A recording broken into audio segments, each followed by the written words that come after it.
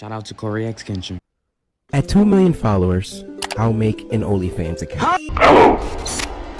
Potential hostage sent into the bank with an explosive around their neck.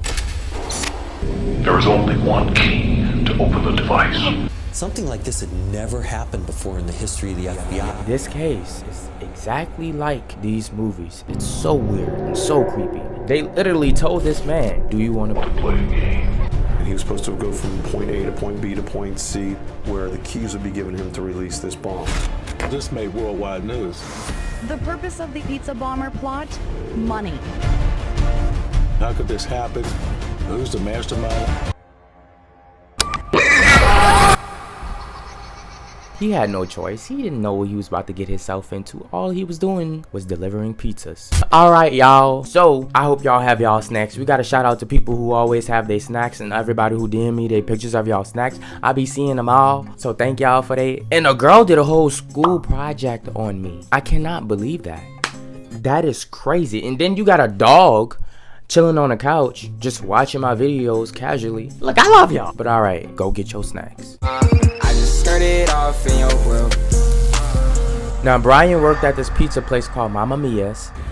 At Mamma Mia's Pizzeria. Mamma Mia Pizzeria. For 30 years. For anyone to work there that long, you have to love your job. Because I'm not doing that for 30 years. But we about to fast forward 30 years because we about to get into what happens next. The strange stuff. We not wasting no time. So this call happens for him to deliver 2 pizzas to this area, this news area in this dirt road surrounded by a couple of trees. A weird location. This is where they strapped the bomb to him. Right. The police came here and they did find his shoe prints were in the dirt so here. Definitely without a shout out, that was here.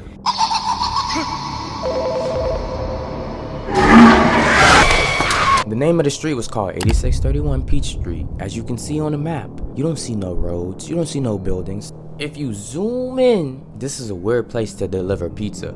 But Brian gotta do his job, so he gets the pizza, he gets in his car, and he gets ready to leave to go deliver these pizzas. But then, all of a sudden, Brian goes inside of a bank. When he goes inside of this bank, he's dressed in a guest shirt, he has a black cane, and I believe this black cane is disguised into a shotgun very well, I believe so. And around his neck, he has a collar with bombs under his shirt. That's why the shirt is kind of big. So he goes up to the workers don't know what's about to go on. He tells them, well, he didn't tell them, he handed them a note, and in this note it said, gather employees with access codes to vote and work fast to fill back with $250,000 you have for only 15 minutes. And he didn't waste no time. He raised up his shirt and showed them this is a bomb. It's not a joke. The workers was like, hold up, wait.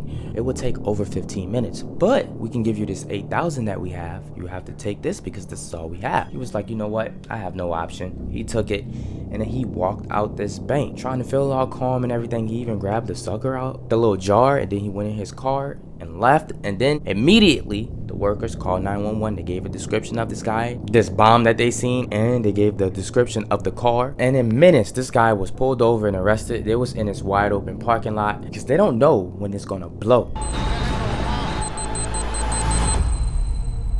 So they had to pick an area where no one could get hurt. They set him down in front of the car, and as he's sitting down on the ground in front of the car, they asked him questions before it was too late. And he said, I went to go deliver these pizzas. And when I did, these group of men basically grabbed me, put this collar around my neck, strapped me with these bombs, and basically told me you have 30 minutes and you have to do everything that we tell you to do. And he had no option. He had to do those things that they're telling him to do, which started out with him going to that bank.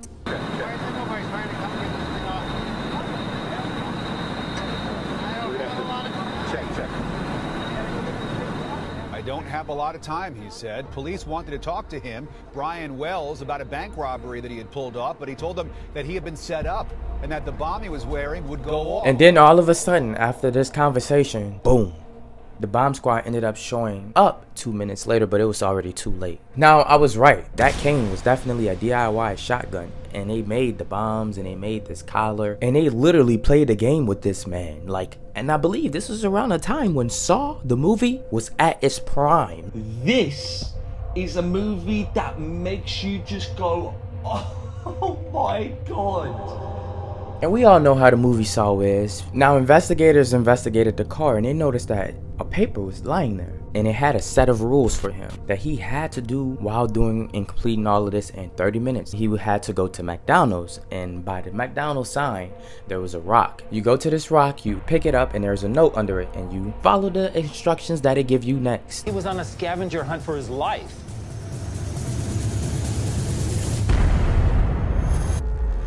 And this rock was basically telling him, go to this wooded area. In this wooded area, you will see a sign. By this sign is another note with further instructions. Then the police read this and then they see that, okay, we have to go to another spot. And at the spot is a jar. So they go and they see that this jar is empty. So the people who was playing this game with him took it out and they knew that he didn't pass. Now one of Brian's close friends goes by the name of Bob. They wanted to question him and interview him because they know how close he is with him. They was like, okay, we're going to do it on a Monday. Today is Sunday, we're going to do it tomorrow. He dies, which was very, very strange. The day they were supposed to interview him, he dies. They ruled it as a drug overdose because he did have a drug problem, but I don't think so. 3 weeks go by and then this guy named Bill Ras.v reports to the police that he's seen a body on Peach Street. Please, what's your emergency?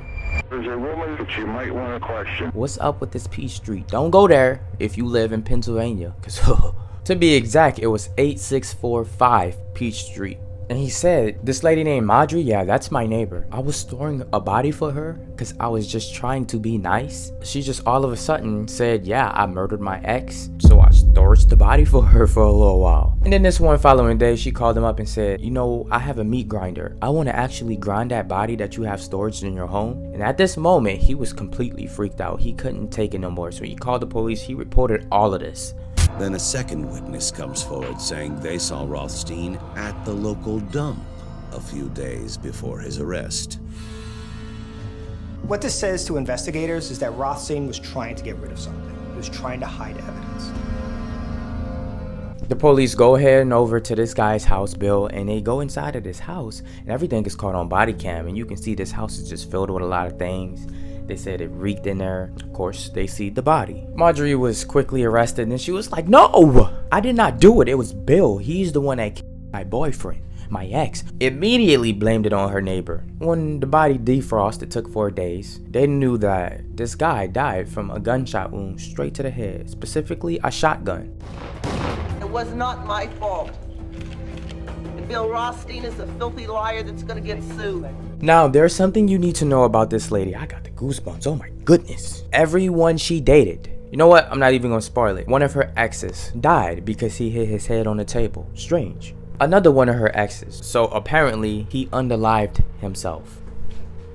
Another one of her exes, she was actually arrested for murdering one of her boyfriends. She went to court, but then it was announced that it was just self-defense, so she was released. But then, of course, we go all the way back up to the recent body, her exes, that were stored by her neighbor. And she said, I'm completely innocent. I have nothing to do with that body. Both of them was arrested because he stored the body. So he was arrested for a couple of years. He got some time and she just stayed in jail. And she completely said that she was innocent, but she keeps telling them he's the one that murdered the guy. Not only that, he murdered Brian, the guy who had the collar around his neck with the bombs. But Bill ended up dying. He was at the hospital. He had some type of condition and he died. He passed away. Is it lymphoma? How do you even say that? I don't know. And then, of course, after he died, she was like, you know what? I might as well confess. She confessed. She said, you know what? It was about another woman. We got into a fight. I shot him. I wasn't in the right mindset at the time, so of course I regretted it and I didn't really mean to kill him. She gets 7 years and then go to a mental institution. Now this is where it's about to get a whole lot darker. The lady who's in jail, she's telling the police constantly that Bill actually have something to do with Brian's case, the guy who was blown up. And the police was like, you know what? She's serving her time. Why she will lie? So she would go on and on and on to try to convince the cops that this guy had something to do with it. Bill is already dead, but she's going on and on and on. And the police was like, you know what? Let's check that body cam when we went inside Bill's house. And they knew that when they went in the garage, they seen a blueprint drawing. And they had an arrow drawing that looked similar to one of the notes that Brian had on a note. Then they realized all of this cool stuff that he has in his garage. He's good with building. Everything was handmade. This guy has blueprints. He's definitely the one that crafted all of this. When Brian went inside of that bank, oh, his handwriting. We can also compare the two. So they compared the writing to the scavenger hunt writing that Brian had to read and go through when he had to do this game. And it looks similar. And then it goes way back to Margarine again, because she was telling her inmates about a lot of little details inside this jail, and the girl was writing down the notes. It's like, keep going, keep going. And I guess she didn't know that she was writing down notes. And in these notes, it said, moral of the story, they had a relationship with Brian. They knew him. They even measured his neck some way, somehow. So she was hinting, saying Brian, he was involved. In this case, I'm really getting irritated with this case, because I guess somebody who else is in a circle, they wanted the money, so then this girl named Marjorie could pay somebody to kill her dad. What is going on in this story? Like, what? I know this case is just completely complicated, but to make a moral of it, this whole case was just completely stupid. You did all of this just to get money to murder your dad? A case never made me mad before, but this one. So basically, one of the guys in the group ended up spilling and saying that Marjorie, however how you say her name, is basically the head of this case. She came up with all of this, and here's my theory about it all. And the police do think that Brian was in on it. They think that he was in on this plan, but they didn't think that he would be the one getting murdered. So here's my theory of all of this, to sum it all up. The lady who was in jail planned this all. She gathered up a group of these guys, which was her neighbor, which was the builder, and another group of these guys who can help him build this bomb, the cane, and Brian himself all know about it. They all surrounded by this table coming up with this plan. And they told Brian, we're gonna build this bomb, fake bomb, and put it around you so you can get this $250,000. Brian agrees. He's like, okay, that sounds good. Sounds like a good way of us getting this $250,000. He didn't know that it was a real bomb. So he goes out to this bank, not thinking that it's a real bomb, and then figures out as he's hearing the ticking that maybe this is a real bomb. When it was already too late, blows up, he's dead. Why would they put a real bomb on him? Because if he don't get the money, we has to murder him. He knows too much. So we have to tell him it's a fake bomb, but he don't know it's a real bomb. So if he don't get the money, we blow him up and we stay safe. Just in case some of you may say, why would he tell? Well, because he just attempted to rob a bank with a bomb. He's getting arrested. That's gonna open him up to spill the beans and tell. And him doing all of these scavengers to do it in 30 minutes or less was because they wanted everything to be real. Because when Brian got caught up, what they told Brian to say is what I believe, that these black men kidnapped me. Because Brian ended up saying that to the police. He actually said 4 black guys put the... Another ridiculous part of this story. And because these black men done this to me, they made me play this Jigsaw game that I had to get this money and do all of this in 30 minutes. So the people who's really plotting behind them get away with it. But of course, they didn't really think that through at all. It did not work. Because 30 minutes in all of this time don't make sense. You can stop at red lights. Obviously, he have to go fast, meaning he could get pulled over. Who knows how long he's going to take in the bank. People might move slow. So they just didn't think about the 30 minutes. They just wanted to do the scavenger to make it feel real. But everything went left until the builder, Bill, froze up and basically snitched, and everything went completely left and everybody got caught up. That's my theory. But it sounds right. I can go on and on and on about some good theories, I'm telling you. But I hope y'all enjoyed this video. It's very complicated, very confusing, but still, I hope y'all enjoyed it. Thank you. Enjoy your night. I just started off in your world. Yeah, I just started off with your bitch.